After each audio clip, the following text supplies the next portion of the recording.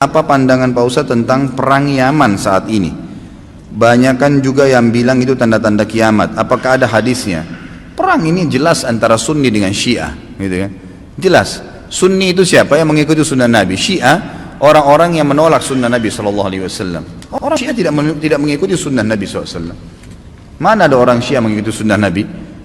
Syiah artinya pengikut Ali, gitu kan?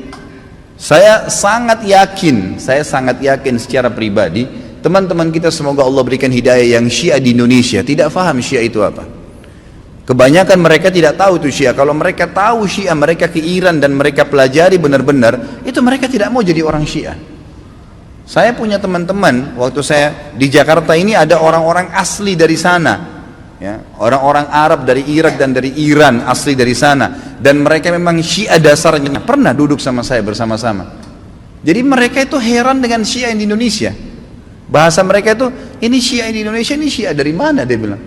Kalau yang kami tahunya memang Ali itu Nabi, bahasanya begitu sampai terang-terangan.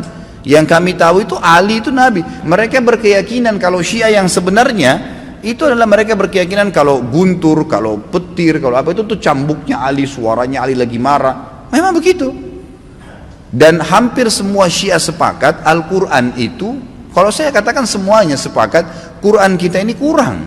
Ya, dan mereka punya lafaz-lafaz ayat-ayat Al-Quran yang dimasukkan namanya Ali di situ.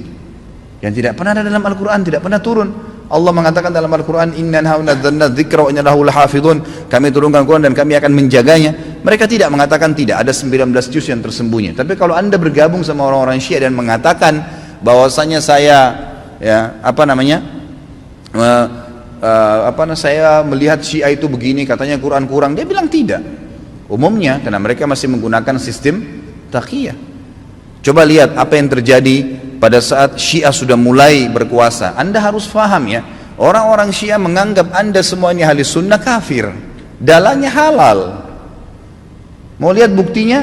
Apa yang mereka lakukan di Irak? Mereka menggantung Saddam, membunuh umat Islam ribuan di Irak. Semua yang berpaham Sunni dihancurin, dibunuh, dan bukan cuma dibunuh, masjidnya dirusak. Coba kita balik kasusnya. Adakah orang Sunni yang membakar masjidnya orang Syiah? Adakah orang Sunni yang memukul orang Syiah? Gak pernah. Kecuali kalau dia diserang ya, gak pernah. Tetangga di Madinah itu, saya tahu 7 tahun saya tinggal di Madinah, ada penduduk asli Madinah yang orang-orang Syiah, nggak pernah digangguin tuh sama pemerintah Saudi, dikasih warga negara, dikasih fasilitas, coba didakwai. Tapi kalau orang Syiah berbeda, kapan mereka berkuasa pastikan darah antum halal. Emang sudah begitu. Di Irak itu bukti, di Syria itu 225.000 orang Sunni dibunuh karena mereka anggap itu ibadah. Ini bukan main-main ini, gitu kan? Bukan main-main. Dan mereka pada saat melihat di dua negara ini berhasil di Irak sekarang itu cuma kedoknya namanya Irak, tapi dia sudah bagian dari Iran. Ya, sudah bagian dari Iran. Kemudian mereka berhasil lagi di Syria, sampai sekarang Bashar belum berhasil dikalahkan oleh pasukan mujahidin di sana. Mereka masuk lagi ke Yaman. Yaman itu sudah mendekati, sudah masuk ke Jazirah Arab. Pada saat mereka masuk ke Yaman, mereka melakukan hal yang sama. Mereka sebarkan isu, subhanallah, di Indonesia hari-hari sekarang ini mereka lakukan hal yang sama. Apa yang mereka lakukan? Lemparin isu ke pemerintah Yaman waktu itu, kalau orang-orang yang berfaham Sunni ini teroris, fahamnya radikal, keras, dan seterusnya. Seperti itu. Lalu pemerintahnya buat apa?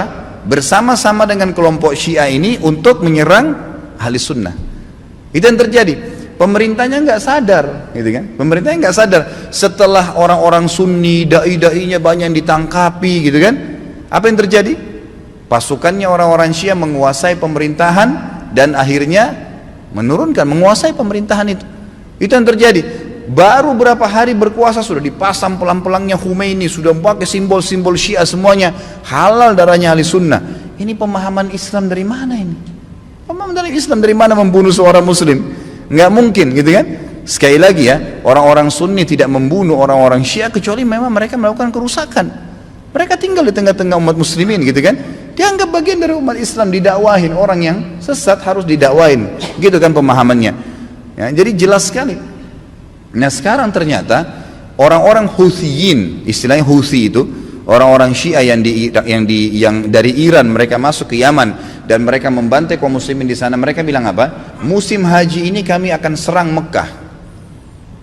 Mendengar statement tersebut, kira-kira apa yang dilakukan oleh Raja Salman? Beliau ambil keputusan, ini orang sudah gila nih. Mereka pernah melakukan beberapa tahun yang lalu, kurang lebih 30 atau 40 tahun yang lalu, orang-orang Syiah pernah masuk dari wilayah Persia di Iran dan mereka membantai jemaah haji. Sampai dikatakan pada saat itu darah ya di daerah Ka'bah itu sampai ke betis. Mereka anggap halal ahli sunnah itu. Jadi ini berbahaya, pemahaman dari mana ini? Islam dari mana ini? Gitu kan? Nggak ada Islam. Mungkin ini bukan masalah fikih. Banyak orang jahil nggak paham. Oh ini cuma karena masalah fikih. Sama dengan khilaf antara Syafi'i dengan Imam Ahmad. Siapa yang bilang ini masalah akidah? Coba anda angkat Al-Quran anda dan anda bilang percaya nggak ini? Syekh Shinqiti rahimahullah pernah beliau mengangkat, diajak debat sama satu syekhnya orang-orang Syiah dari Iran di musim haji. Dia bilang ayo kita berdebat, cari mana yang benar. Kata Syekh Shinqiti boleh, tapi diangkat Al-Quran di Masjid Nabawi. Ini di depan para murid-muridnya. Nih saya angkat, kalian percaya nggak Quran ini?